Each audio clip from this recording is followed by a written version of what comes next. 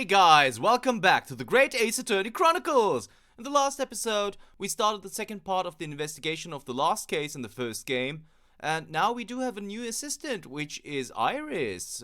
Can we have a look at her, actually? I think we can. Yes, there she is, Iris Wilson, and now she's our assistant. We took a little look around the area, didn't find out too much yet. We went to the hospital and stuff, but Herlock was still in surgery.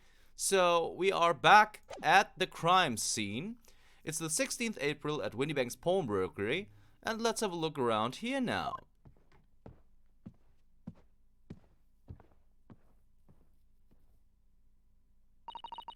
This is where it happened then, last night. That's right. The two thugs I told you about were obviously ransacking the place, looking for valuables.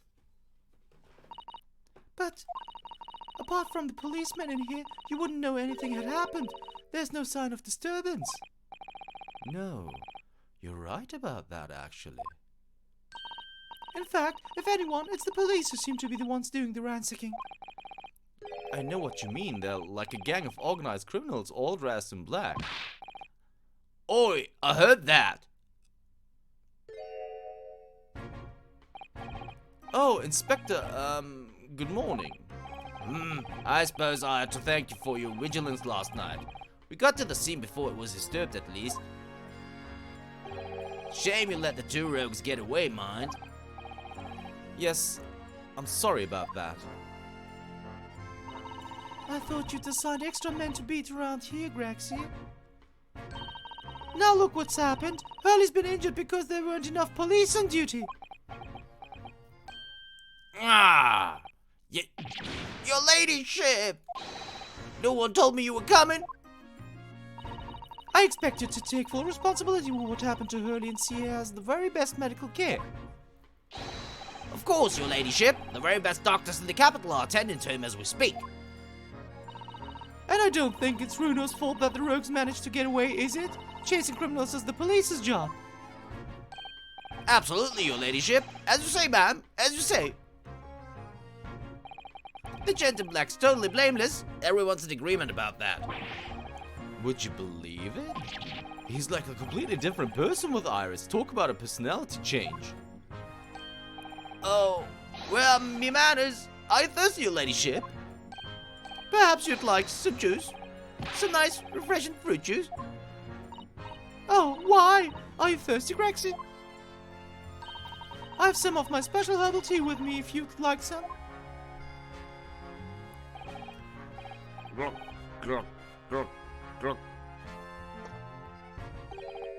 Ah, lovely. Too very much. That really hit the spot, your ladyship. I don't even recognize him like this.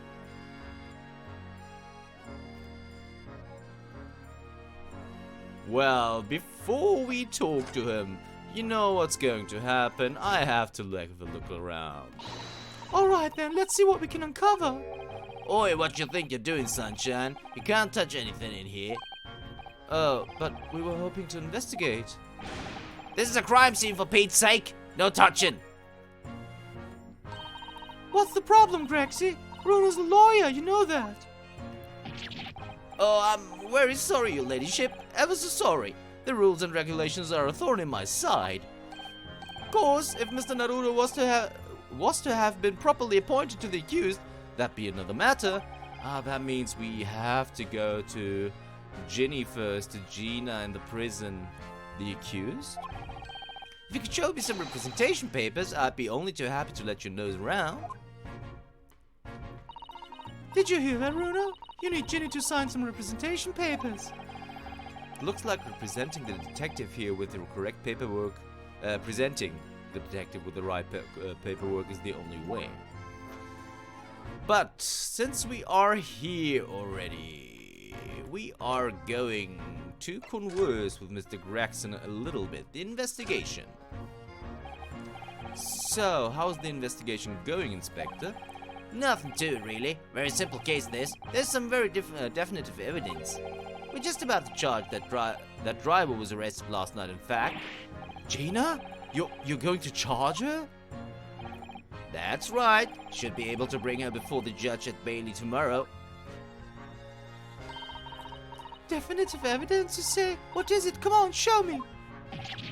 Your ladyship, as much as I wish I could oblige you, I'm afraid. Ah, I see. You've already captured the pair of thugs who broke in here last night, have you? What the? And you're going to put them on the stand as witnesses, are you? How could you? How? How could you possibly know that? I had a feeling, that's all. Remind me never to try to keep a secret from Iris. So you've arrested the two men who shot Mr. Sholmes, have you?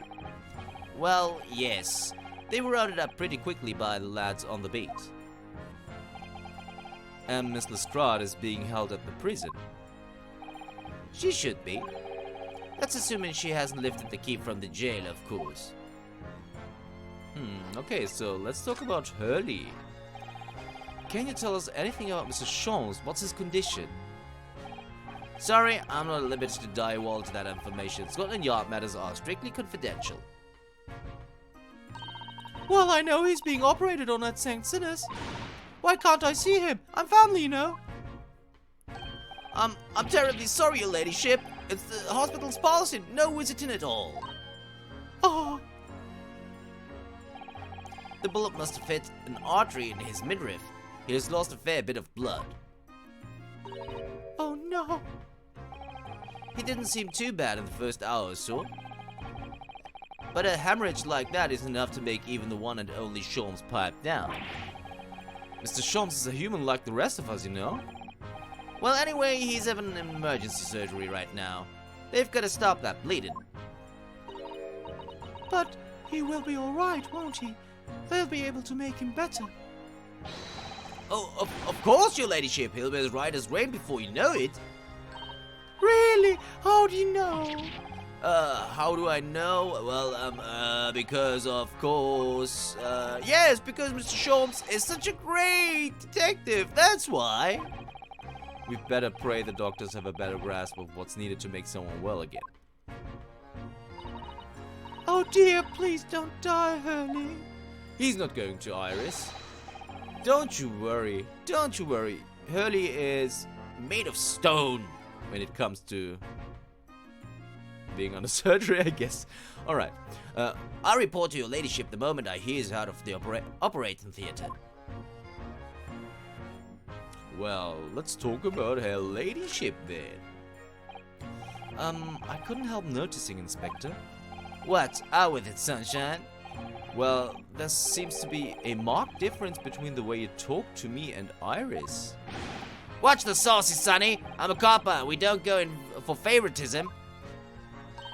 But he's right, you do treat us differently. It's cause of those Adventures of Sherlock Sholmes stories, that's why. Oh. I crop in them, don't I, Inspector Tobias Gregson? Oh, well, yes, because you're an acquaintance of Hurley's. What did you write about the Inspector, Iris? I don't remember really. It was one of Sholmes's lines. Gregson is the smartest of the Scotland Yarders, is how he put it. Oh, did I write that? And you know what the one line did for me, huh? The very next month my pay doubled! Doubled, I tell you! Oh, that's amazing. All because everyone at the yard reads them. They read all the Sherlock Sholmes stories. They've even set up a fan club for me. Of course, that explains everything. It was around that time that you became such a toady to me. Can you blame me? All I take it is one bad word from you and Sholmes could change his tune about me. Gregson? No. The great detective will say he's getting quite overrated these days. Think what would happen to my salary if that came out in print, huh? The whole thing gives me the willies. I can't tell you how many nights of sleep I've lost to worrying about it. But that will never happen, Grexy. Every month when the new Rants magazine comes out, my hands are trembling as I turn the pages. Oh, how awful for you. Here, have some of my tea to settle your nerves.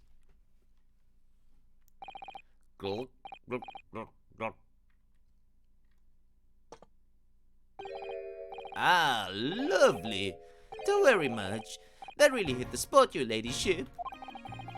Teetotal. Oh, yeah, there's something I was supposed to talk to you about, actually, Mr. Naruhodo. Yes, what is it? I've got an important message for you. I clean forgot about it until now. An important message? I wondered what it could be. Let's talk about the important message then. Are you going to tell me what this important message is then, Inspector? Yeah, it's about that young lady who's normally by your side, your assistant. Dear Susie, is she alright?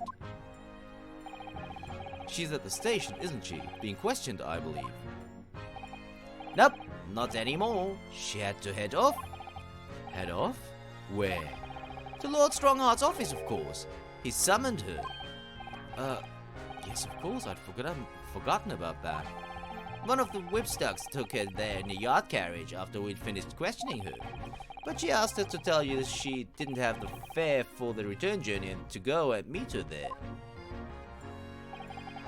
She's got a nerve using Scotland Yard as blue messaging service. I see. Well, thank you for passing that on, Inspector. Why did Susie have to go to see the Lord Chief Justice? She didn't tell me.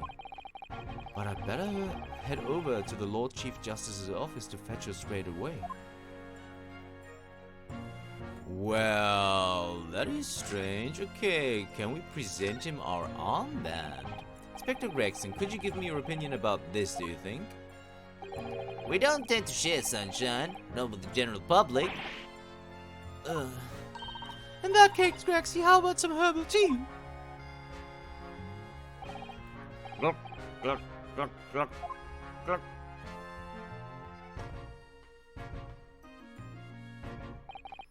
Ah, lovely. Don't worry much. That really hit the spot, your ladyship. You don't mind sharing that, then? Okay, so we tried to examine, but we couldn't. I'm just gonna click on the guys here. The police are scoring every inch of this place by the look of it. Instructions from the order to examine every article in the shop and every ledger and book of accounts. Every article? But that's a ridiculous amount of work, surely. We've been hard at it ever since the shop was declared as a crime scene in the early hours. We're sifting through it all in shifts at least. But still, we'll be working through the night, that's for sure. And even then we'll barely have scratched the surface. Crime in a pawnbroker's must be every policeman's worst nightmare. It's every copper's worst nightmare, you know, a crime in the pawnbrokers. Well.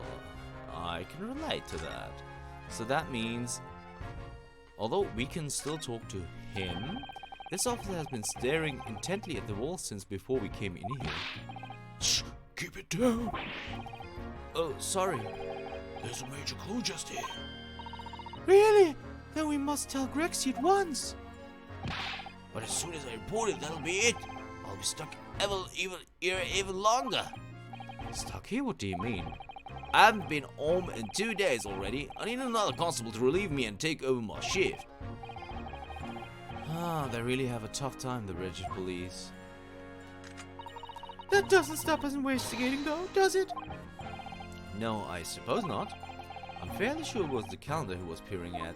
Yeah, there's a lot of blood on that. We are going to take a look at that as soon as we can. But right now we can't do anything in here.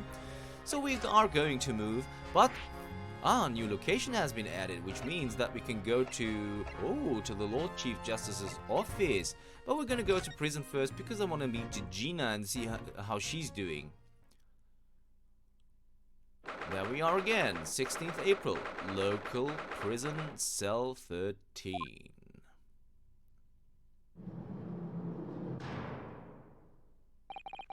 Hello, Gina.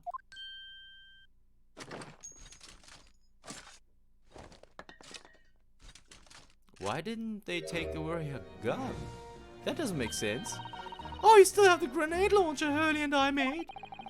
I wish you wouldn't point it at me all the time, though. What are you here for? Jenny! I have a feeling it's because of us that you've ended up in trouble. So we were thinking that we might be able to help you. Well, you can't. Sorry? You're hurt. Get lost. Don't be like that, Jenny. I know you didn't do it. You'll never shoot someone. I just know you wouldn't. You think you know me? Pull the other one. Oh, you ain't got the first idea about the likes of me. I'm a thief. I pinch people's purses when they're walking down the street. That's how I get by. And if I saw me chance, I'd sneak into a pawn shop any day of the week. Just to see what I could lay my hands on, get it? That's the kind of person I am. But, Jenny, I'll be in court tomorrow. They said, some cove came by before and said he'd be a lawyer for me or the like. Said it was my rights or something. But I told him to get stuff. I don't need no lawyer. I don't need one. She couldn't be staring at me any more obviously if she tried. Why are you being like this, Jenny? Well, we are going to find out. So, we're gonna present the armband first, because that's almost a tradition for us already. Would you have a look at, That's strange, where's my armband gone? Ah, okay. What's the problem? Something wrong? Don't suppose. You're looking for this? Yes, but how? And when? And how again? I got a time for it, haven't I? Diving. That's bordering on black magic. And it makes what I was about to say about my armband seem a little dull. So, what do you want to tell me about it then? Nothing. So let's just talk then. Legal representation. I don't understand, Gina. Why did you send the public defender away? You want me to sign some papers? Presentation papers or something like that? It's all gonna be rigged anyway. The whole trial. They pin it on me cause I'm scared. That's what grown-ups always do. Why do you think that? Cause that's how it's always been for me growing up in the back slums. My whole life. If you do what grown-ups tell you, it'll get your mates dragged off by the coppers. Or worse. I've had it happen to me before and all. Been sold out and nearly snaffled on the back fit. You can't trust no one, that's the point. Soon as you do, you're gone to grass, dead. Well, Gina, listen. If you like, in tomorrow's trial, I could... Forget it! Jenny, don't you trust Bruno? Nah, I don't. Look, I'll ask you nicely now. Just leave me alone. But we are not going to leave you alone. We want to represent you. You didn't do it, damn it. Will you tell us what happened, Gina? Last night at the pawnbrokers. There's nothing to tell. I figured it'd pay me, so I broke into the place and started going through the storeroom. But the old bloke walked in on me, and you know the rest. But why, Ginny? Why would you do that? Ain't it obvious? The place full of stuff I could sell for a shilling or two. Diving ain't easy, you know. It's a lot of work, and half the time you don't even get nothing. Is that really why you broke into the place? What? Are you sure the true reason wasn't something else? Oh, give it a rest. What'd be the point anyway, huh? Nothing I could say would make a blind bit of difference. Please tell us, Jenny. We'll believe you, whatever it is. Believe me, don't be daft. You can't believe nothing. Everyone lies all the time. And you know what? When it comes to lies, I'm the biggest of the lot. I've told some unforgivable lies, I have. What do you mean by that? What unforgivable lies? Well, we have to talk about those unforgivable lies, for sure. What did you mean before, Gina, when you said you were the biggest liar of the lot? Why don't you tell us what these unforgivable lies you've told are? Maybe we can help. Sorry, we're out of time. They're gonna wanna question me now. Ginny, please. Oh, yeah. I want to give you this, something to remember me by.